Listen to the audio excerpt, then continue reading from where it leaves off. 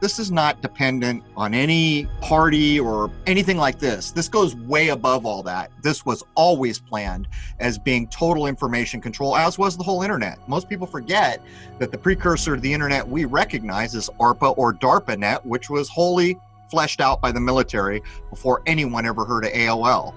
But we've come to show that every space agency in this world is here for one reason: to ensure you know nothing about what is above your head, and that includes the sun and moon.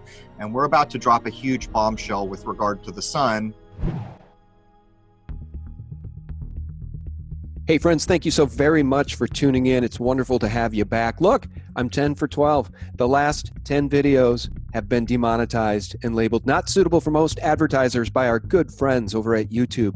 Even my last interview there with Bix Weir, it had advertising for about an hour, and then the snakes and lizards and algorithms decided to demonetize it. So a special thanks to my patrons. You're helping to keep us in this fight for truth as the fascists at YouTube changed the rules in the middle of the game. And I also very much want to thank sponsors like patriotrates.com. Guys, I know how supportive you are of authors that I have on. You're supportive of me in so many ways. And what I want to tell you about patriotrates.com is that you may be able to substantially save big money on your auto insurance, your health insurance, and or your life insurance. And you can get a free quote today from patriotrates.com. It won't cost you a dime, and it may well save you a lot of money. Patriot Rates is an American insurance company you can trust, and it's owned by veterans. They'll always have your back by trying to find you the very best quote to fit your needs. So rest assured you have nothing to lose except paying too much. Visit patriotrates.com for a free quote on auto, health, and life insurance, and stop paying for overpriced insurance. Visit patriotrates.com today for your free quote. I'll put the link below this video. They're going to destroy this video too. Trust me, it won't be suitable for most advertisers. I have on the line right now Crow777. You'll know him from Crow777radio.com and his YouTube channel that I think has been deleted multiple times. We'll talk to him about that. We also have on Jason Lindgren, his co-host. Guys, thanks so much for joining us. Crow, first you, welcome. Hey, thanks for having us on. Appreciate it. Yeah, I appreciate you coming on. And Jason, you're a new acquaintance of mine. Thanks for coming on. Nice to meet you. Nice to meet you as well. My pleasure. I'm sorry I'm not very familiar with the radio stuff you guys are doing now, but Crow, I was familiar with your channel, your lunar wave work, which I thought was very mysterious and interesting. I didn't know what to make of it, but maybe now I have a little bit more insight, and I'm certainly more open-minded about the topic. And so our friend David Weiss got us in touch with each other, and I'm just really glad to have you on. Thanks for coming on. Hey, thanks so much for having us. And it sounds like you're starting to feel the heat that I've been feeling since censorship came out in the open in the fall of 2017.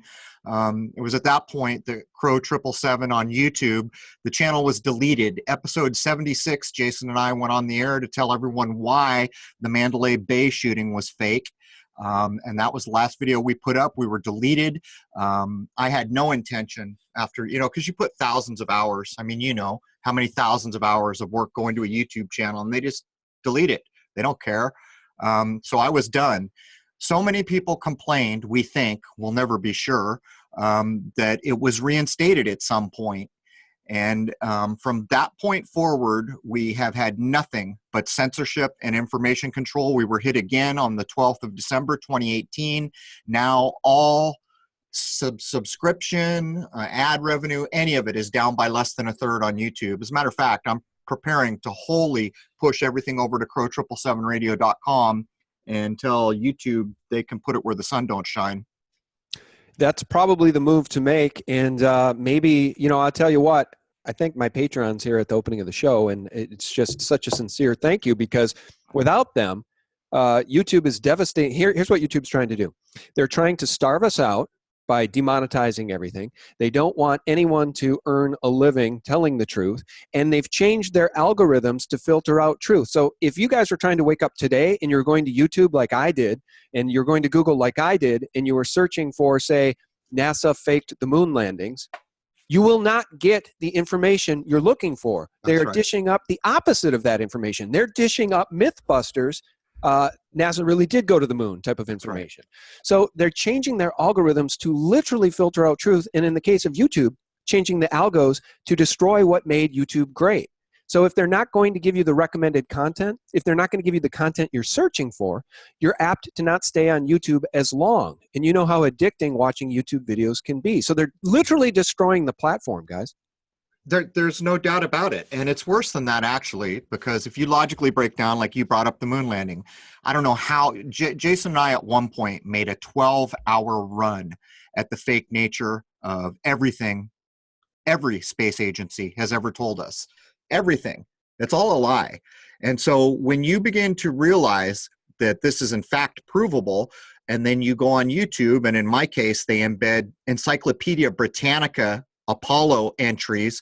What they're basically doing is trying to stifle new discoveries and keep us all stuck in the past when Encyclopedia Britannica may or may not have had any value. Clearly it doesn't, because they're lying to everyone, telling everyone that men walked on the moon.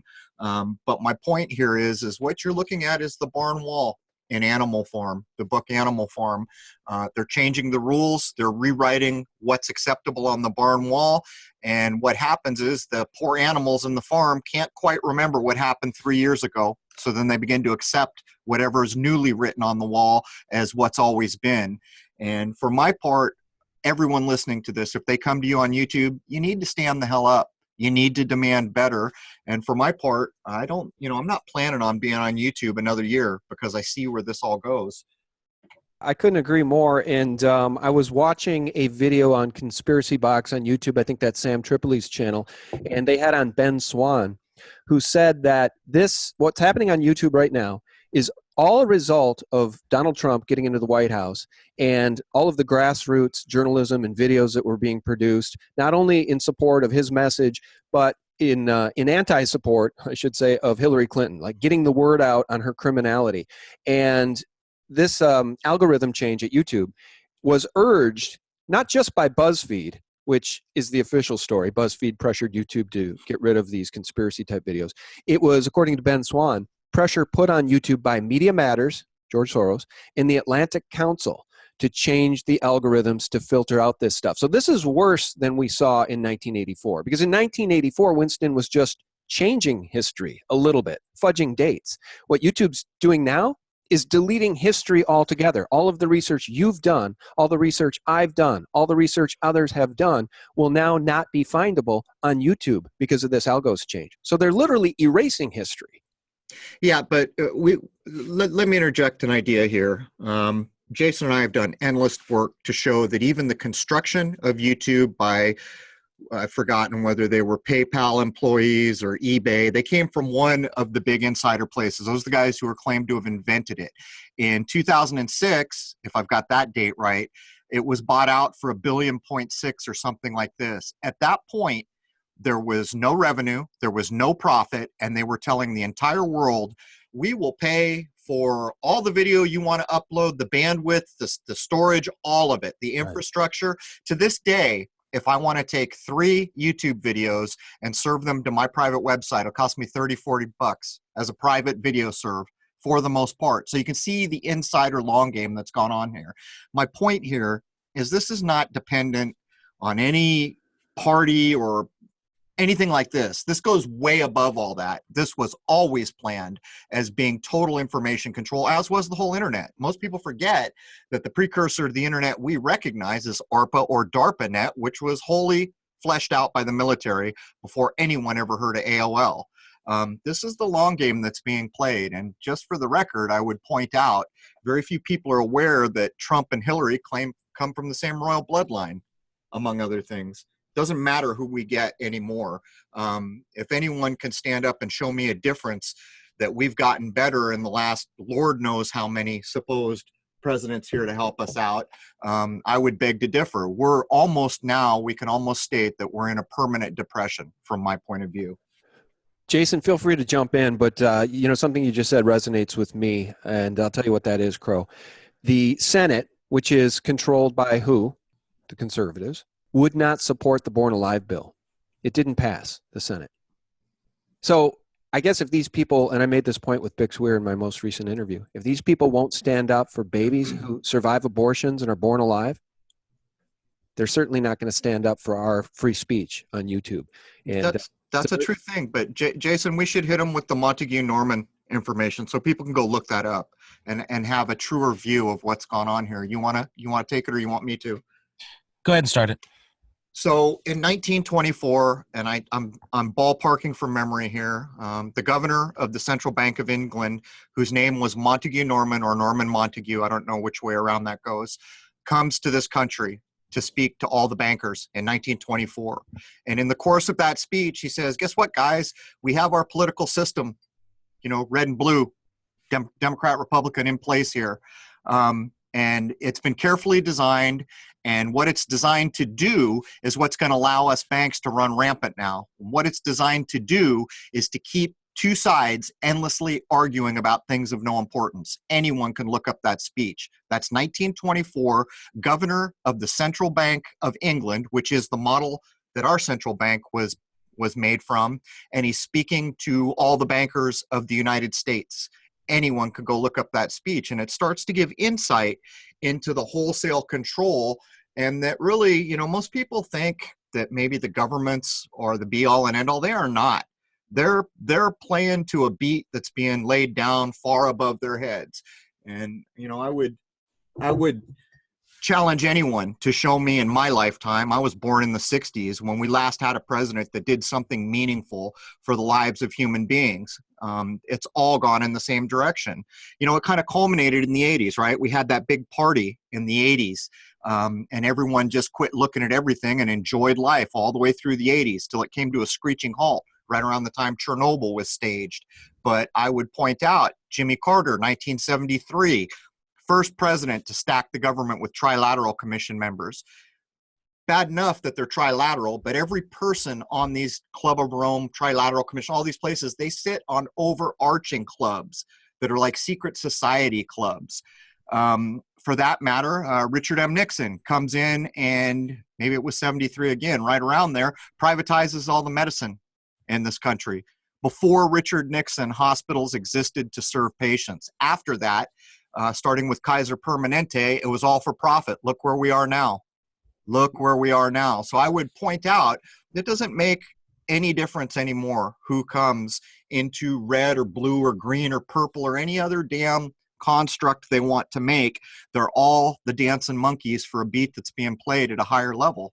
I copy that 100%, and I would just add to it by saying that on the Warren Commission was John J. McCloy, who not only was the former chairman of the Council on Foreign Relations, he was the chairman of Chase Manhattan Bank and the president of the World Bank. So there you go. Your point's well taken. Yeah, there you go. Follow the money. I mean, what would you add, Jason? Well, the Council on Foreign Relations is the thing you really got to look at if you want your global government. But let's start with the obvious one that they really pull on everybody, and everyone gets behind a candidate like they vote in the president. I mean, this is the most obvious ninth grade civics class nonsense. There you go. Yeah, people think they're voting for the president. You don't vote for the president. The Electoral College does. That's the popular vote doesn't mean diddly poo. As a matter of fact, it's provably diddly poo, and I'll prove it right here and now. Who are the geniuses that run that television show Pawn Stars? Their forefather was a president. Can you help me? Harrison, there you go. Harrison's descendants are the geniuses that run Pawn Stars. Out of all the millions of people in this country, those guys got the TV show. But Harrison was sat against the popular vote. What does that mean? It means all the people dutifully marched out and cast their vote and wanted the other guy, and yet the Electoral College sat Harrison anyhow. This supposedly happened with Trump, but I quit paying attention to that nonsense a long time ago. The point is that each of us was told in high school civics what seats a president, and that is the Electoral College, and that has always been a stacked deck.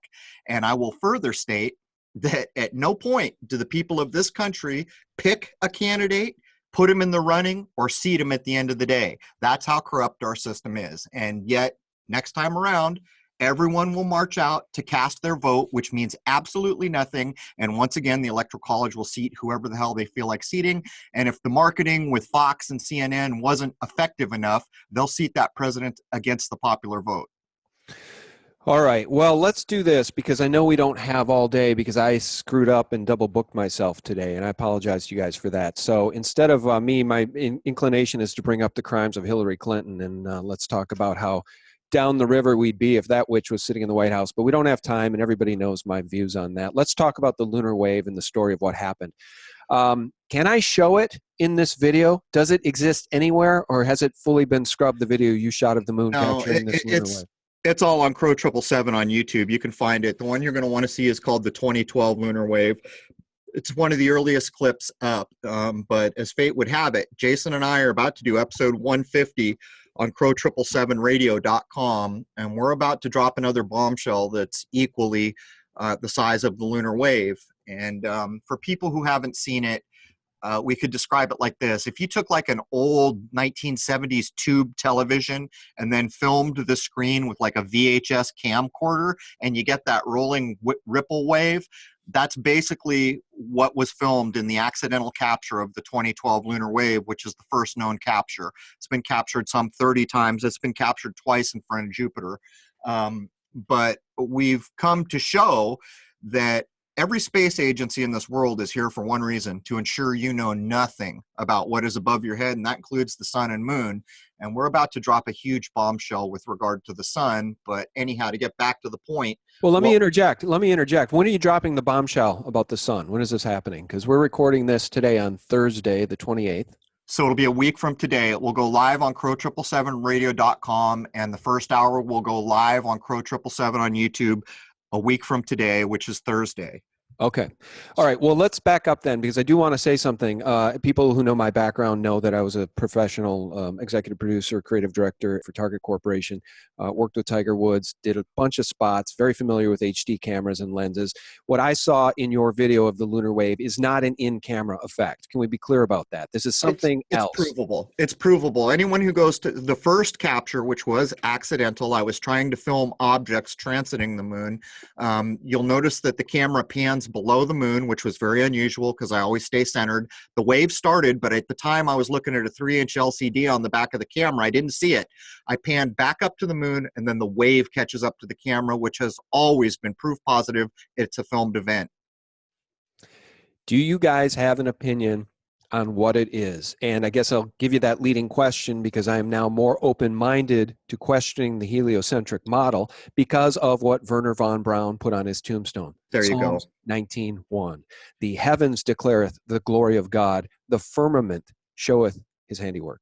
So there's Wernher von Braun. Apparently when he died, everything we needed to go to the moon died with him.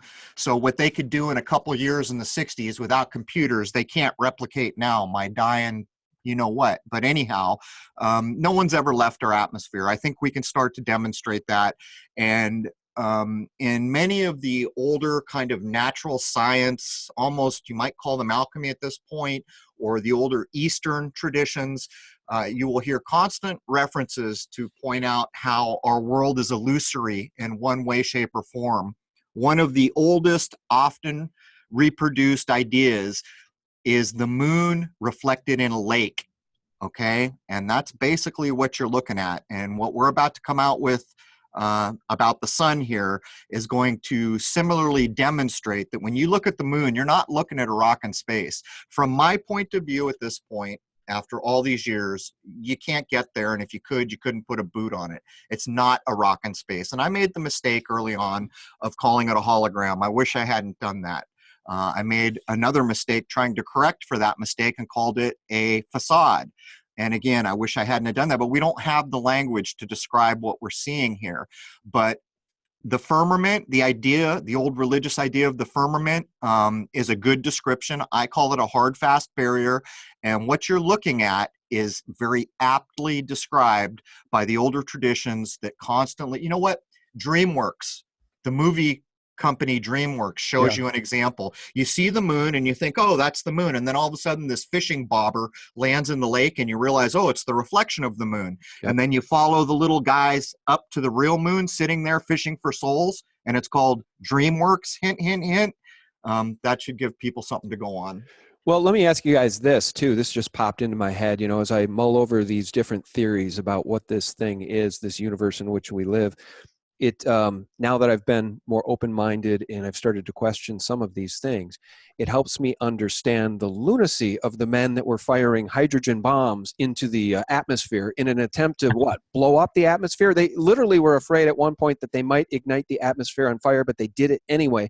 What were they trying to accomplish by launching those weapons into the atmosphere? And this idea of a firmament certainly helps frame that up in some somewhat more understandable way for me. Jason, I think we need to go down the Madame Curie road here. What do you think? Yeah, let's let them have it. All right. Here's the thing.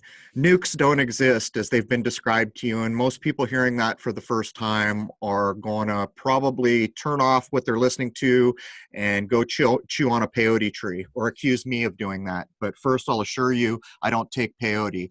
The root of all nuclear nonsense resides with Madame Curie. I'm sure most people understand why, because she is the founder of these supposed radioactive materials. The problem is it's now been proven that Madame Curie never existed as a living human being. She's a construct. She's actually encoding the idea of mercury, which comes from the old secret societies.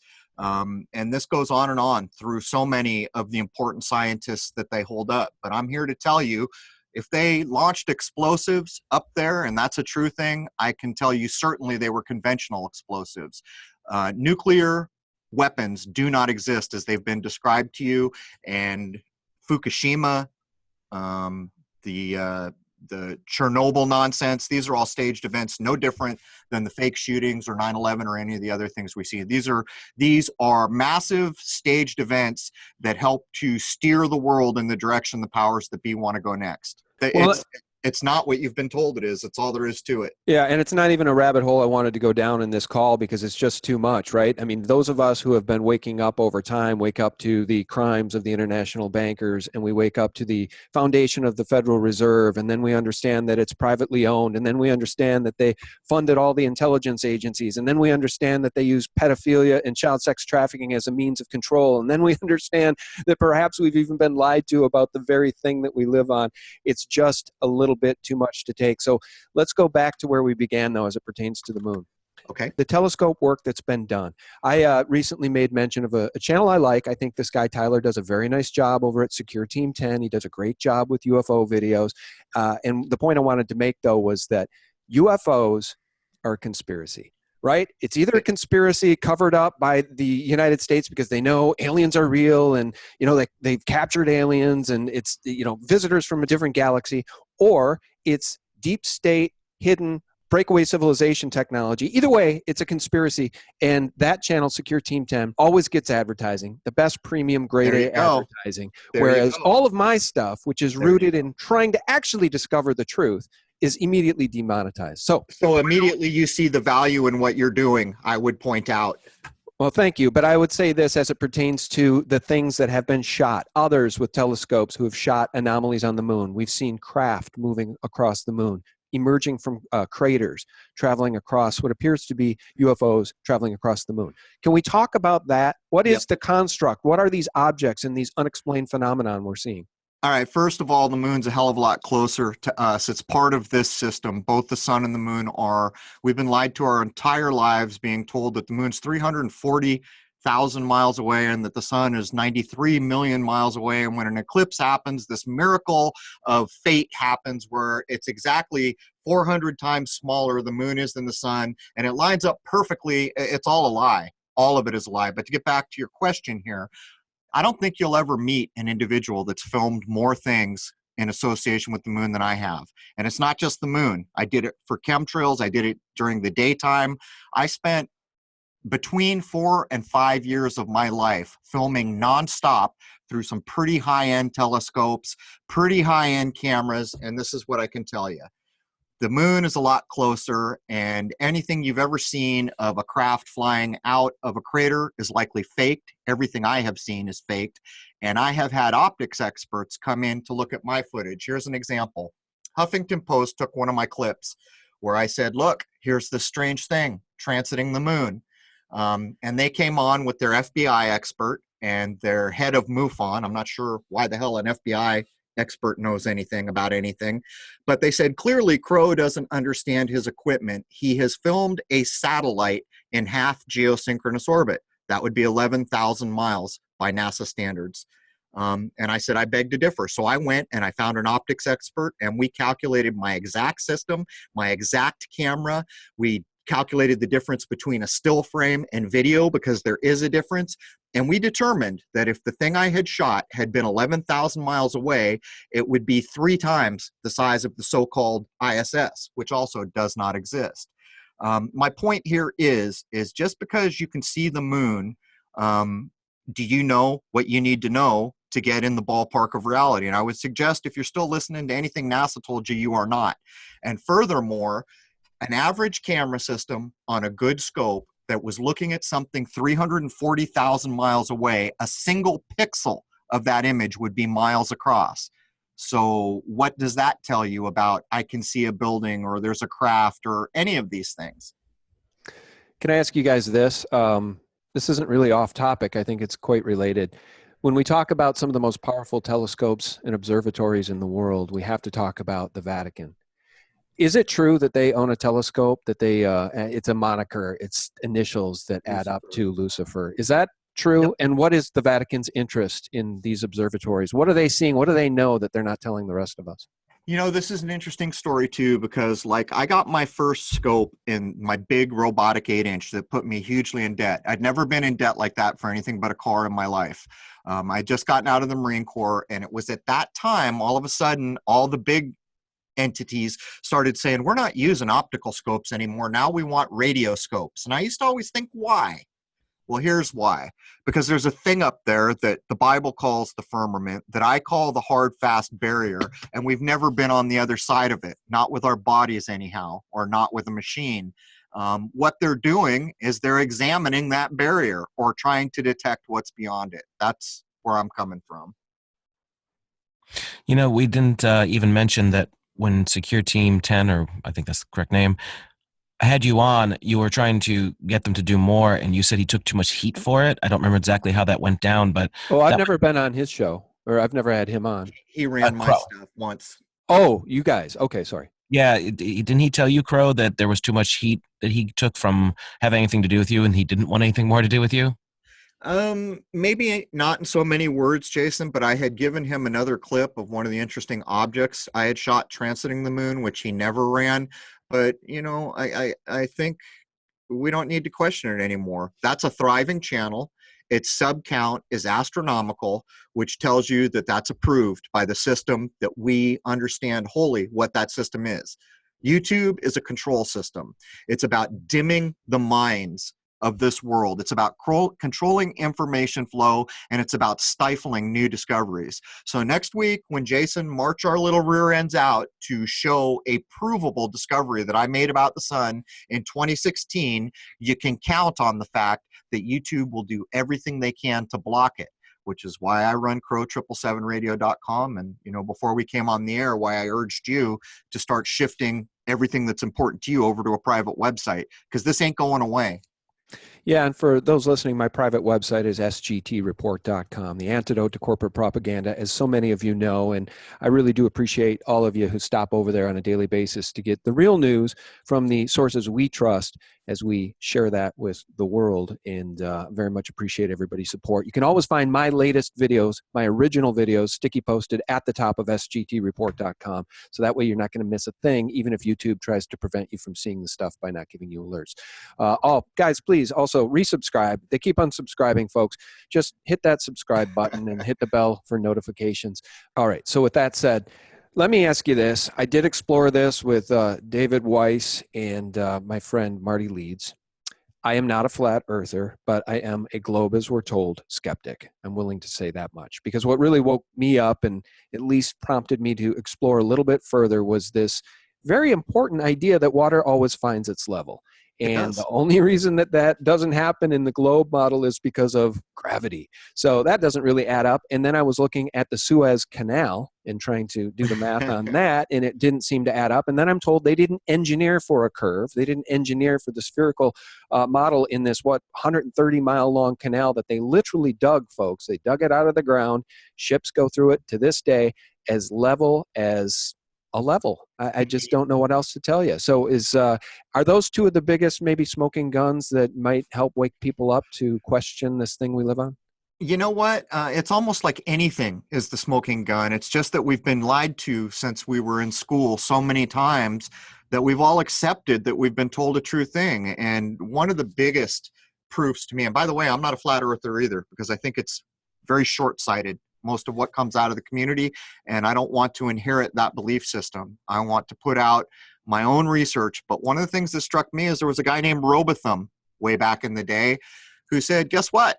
We're not living on a spinning ball, and I can prove it. And the way he proved it was he used the government published stats on how far you can see a lighthouse. And that is brilliant. I've spent a lot of time on boats and at sea in my life. And one thing you cannot lie about is the distance you can see a lighthouse, because in heavy weather, if a ship needs to know, dear Lord, where is that coastline? You can't be fudging those numbers, right? That's life and death, not fear porn. That's a true thing. And what he showed was 25 lighthouses could be seen from too far. To this day, a number of those lighthouses still exist. The published accounts of the other ones that no longer exist are still there, but the government kicks out this dude to go debunk Robotham.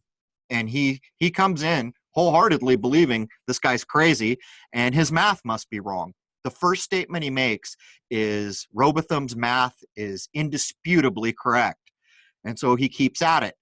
Pretty soon he realizes he can't find fault in anything Robotham did. And what makes it worse, he's using government published distances, which have to be factual because they in fact show shipping lanes. You know what? If you're here, you should be able to see a lighthouse and you know you're near safety. What he ends up stating at the end of the day after trying to debunk Robotham was that Robotham clearly cherry-picked these 25 lighthouses. And I thought, oh man, look at that. Because if Robotham could show one lighthouse, game over. But Robotham showed 25 lighthouses. And so these things are not arguable. When I was first, and what most people don't realize is I filmed the 2012 lunar wave in the fall of 2012, and I didn't post it anywhere for a year. In October of 2013, I finally broke down and set up a YouTube channel. Within 30 days of that event, the flat earth movement kicked off, because so many people thought, wait a minute, maybe I truly don't know what's going on above my head. Maybe I really don't understand what the moon is. And they began to question it all. So there's all that, man. Okay, and just to be clear, Crow, what you're saying is, I think as you reference these lighthouses, we're talking about the spherical global model, as we're told, 24,900 mile, what is it? There should be a discernible inability to see beyond a certain distance because of the fall off of the globe model. So these lighthouses should not be able to be seen from the distances that the government is saying that they can be seen from. Is that what you're saying? Well, I'm actually saying more than that. I'm emphatically saying that if the globe model was correct, it would be impossible to see lighthouses beyond a certain distance. And what I forgot to mention was shortly after I posted the lunar wave and this whole flat earth thing comes online, and all of a sudden you're faced with this problem. I've been told this one thing my whole life, and here's this radical new thing that I've seen made fun of my whole life.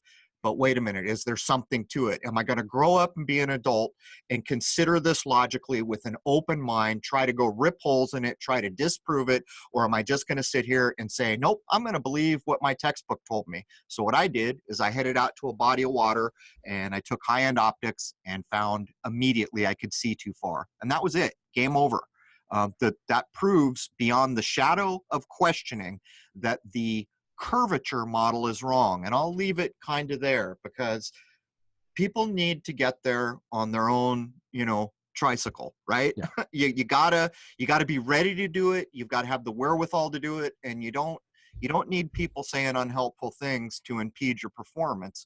But I'm here to tell you that anyone who gets into their adult mind, looks at it with an open mind, and goes out will find emphatically the globe model is nonsense, and it's provable nonsense. And even if you didn't want to do it yourself, you could go look at Robotham's lighthouse work, because that's all published official distances. And though some of the lighthouses are gone, some still exist. Yeah, and there's another YouTube channel. I don't have the name of it in front of me. I mentioned it in the interview with Marty Leeds and David Weiss, and that's this channel that's doing this infrared photography, and it's revealing even further distances than we thought. Right. Right. And it just, you're right. So when I say I'm a globe as we're told skeptic, guys, what I'm saying is that maybe the Earth is far, far larger than we're told. But There you go. maybe it's still round. I don't There, know. well, let's use that logic for a second. So suppose that in fact the very place we live has been lied about, right? What would be the immediate assumption we could make that is likely has merit? It would be this: if they've lied about where we live, why wouldn't they be hiding land masses? Land's got to be the most valuable thing. You can't make more of it for the most part. I Right. guess if you're a rich Arab, you can make a palm tree island, but for the most part, you can't add a lot more land to what's here. So it's quite likely that there are land masses we know nothing of. These are logical things we can arrive at, but you see, most people can't get there without a vast amount of research. And unfortunately, most of us got to go to work, got to raise the kids, got to pay the taxes, got to go get my license renewed. We're busy. So most people rely on those who do have the time to show a path forward. But I would point out further, as we all sat in school, high school, and we looked on the wall, what was there? A Mercator projection map of the world. Now we were told, well, the world's really a globe, so we had to flatten it to make this map. This is the closest approximation we could make. Well, let me tell you something. If you take a Mercator projection, a Gall Peters, a Peters, just look online. There's endless projections. And just choose a continent and lay them all next to each other, and you will see that no two match each other, which tells you one thing certainly: they're all wrong. You can't trust any of them. They're all different. But here's the rub. The moment we went outside the firmament and looked back at this world from space, that problem should have disappeared. From that moment forward, rendering a continent in the way we would see it from a distance should have disappeared, and it hasn't. But then again, I'm here to tell you, no one's ever seen anything from space. No image of anything, not the moon, not this planet or so-called planet, not Pluto, not some asteroid. It's all an artist's rendering. As a matter of fact, one of the last supposed images of Earth from space was released as a wallpaper on, I think it was the 2007 iPhone. We know the name of the artist who did it. His last name is Simmons, and he's on the record as having stated, NASA gave me all this data, so I made this image to look like I thought the world should look from space. It's all a construct, man. All of it. Hey, let's also talk about the fact that major corporations are just burning through resources like they don't have to worry about things running out. But if you believe all the mainstream hype, well, these are scarce resources, which is, and honestly, just nonsense. Well, Well, what I think is fascinating about this part of the conversation, guys, is that first of all, Alex Jones has been the one that was under attack first. They deplatformed him, but the reason I bring up his name is because of one of his websites called prisonplanet.com. If you think about the way that we've been indoctrinated since birth, and if you think about how short our lives are, and if you think about the fact that we're indoctrinated in these public learning institutions where we're told to regurgitate the facts that they teach us, they tell us of these facts, it's very easy to see how we really literally could be on a prison planet. And I'll make the point a bit further. I'll flesh it out a bit further by saying, look at who we're told is the world's richest man. Jeff Bezos, with one generational wealth, a company he built just 20 years ago. He's the richest man on earth when these banksters, these international banking families have owned the printing presses and all of the banks and central banks on the planet for hundreds of years. I mean, that alone tells us how much we've been lied to. Well, you'll come to find out if you follow even the work Jason and I have done for so long now, that money is not the real wealth in this world. Money is a control mechanism. We all pass around fiat currency, right? Has no value. There was a time when supposedly you could take your bill and exchange it for what was called specie, or basically gold or silver.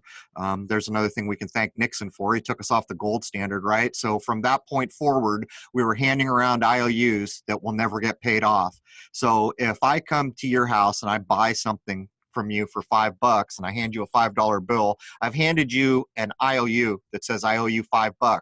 But the The sad truth is you're never getting your $5. You're going to turn around and hand that $5 IOU to someone else and tell them, I owe you $5. That's the system we live in. When you get above the nonsensical governments, when you get above the nonsensical entities that are put out for us all to argue about, you find true power. And it has absolutely nothing to do with fiat currency. Yeah, it's spiritual warfare. And I think this is how we come full circle here, guys. We come full circle by talking about what Wernher von Braun put on his tombstone, Psalm 19:1. And I'm going to read Psalm 19 in full, because my question for you is, why would they be doing this? Why have they lied to us about just about everything? Why has NASA misled us about just about everything? Is it because Ronald Bernard is right, that Dutch banker who said at the very top, they're all Satanists, they're all Luciferians? Because Wernher von Braun, I believe, was telling us something very important. He was giving us a very important tip, a hint, with Psalm 19:1 on his tombstone. Psalm 19 goes like this: to the chief musician, a psalm of David, the heavens declare the glory of God, and the firmament showeth his handiwork. Day unto day uttereth speech, and night unto night showeth knowledge. There is no speech nor language where their voice is not heard. One of the most powerful passages in the Bible, and Wernher von Braun put it on his tombstone. Why? Well, for one thing, that also encodes the 9/11 date, which Jason and I have spent endless episodes showing how often they encode the 9/11 idea, which in my view is when the bid for world takeover came out in the open. Maybe they feel they're so far in control that no one can stop them. Who knows? But my main point here is, you asked a simple question: why do they lie about everything? Well, let's logically break that down. If everything I believe is fantasy, right? That kind of makes me a child. You know, when you talk to children, they have all these ideas that adults know, well, that's just childish fantasy. But when all the adults are living in childish fantasy, that means every decision that they make in this world is based on erroneous information. That's an easy population to control. But there's a spiritual side too. Each of us is here to grow up spiritually and otherwise.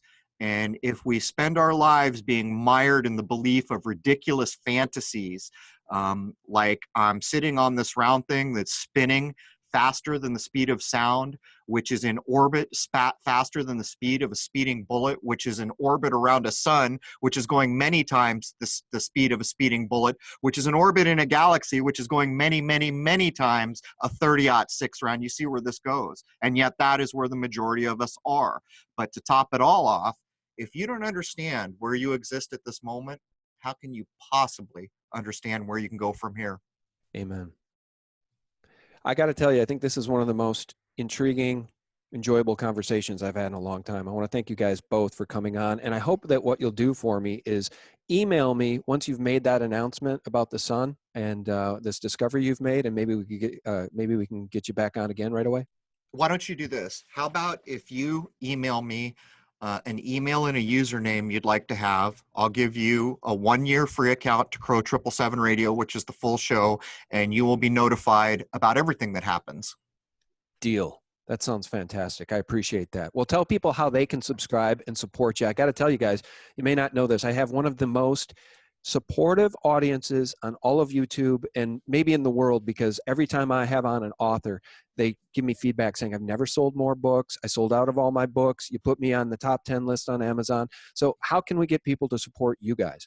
Well, first of all, let me say thank you so much for having us. You've opened up a brand new audience here, and we are in the age of awakening. Sometime around the turn of the millennium, for whatever reason, minds started coming online, and the old stories were no longer good enough, and regurgitating information was no longer considered learning. You can find the main hub on YouTube, which is Crow 777, CRROW 777. But that is only, well, it houses all the telescope work early on, and it houses the free first hour of every podcast we do. The main show in town is crow777radio.com. Jason and I are up to next episode when we drop the bomb about the sun. That will be episode 150. We're working to figure out a way to start being able to stream our own video so I can get back to telescope work. Jason just acquired a P1000 camera system. He will be filming the sky. And I'll tell you what, if you are an inquiring mind ready to grow up and ready to throw away all the childish things we've been told, here's a way forward. Maybe it's not the best way for you. Maybe it is. You'll have to check it out and make that decision for yourself. Fantastic. And Jason, it was a real pleasure to have you come on. It was nice to meet you. Thank you for coming on. Yeah, you as well, man. Look forward to coming back. Yeah, absolutely. And Crow, an absolute delight. Thanks for coming on. Hey, thanks again. And if you'd ever like to do it again, and if you're interested after we drop the bomb next week, just give me a holler. Yeah, I will do that. Guys, I advise you to check out crow777radio.com. Our guests have been the one, the only Crow, and Jason Lindgren as co-host. Guys, thanks so much. Cheers, man. Cheers. And guys, thank you so much for your support. A special shout out and thank you to my patrons. You truly are helping keep me in the game as YouTube changes the rules in the middle of the game to try to extinguish truth from their platform. So God bless. And for real news 24/7, guys, visit us at sgtreport.com. Bye-bye. This latest one is just the latest in a series of steps that tech companies have been taking at the direction of groups like Media Matters and the Atlantic Council to say, here's how we're going to control who's on there.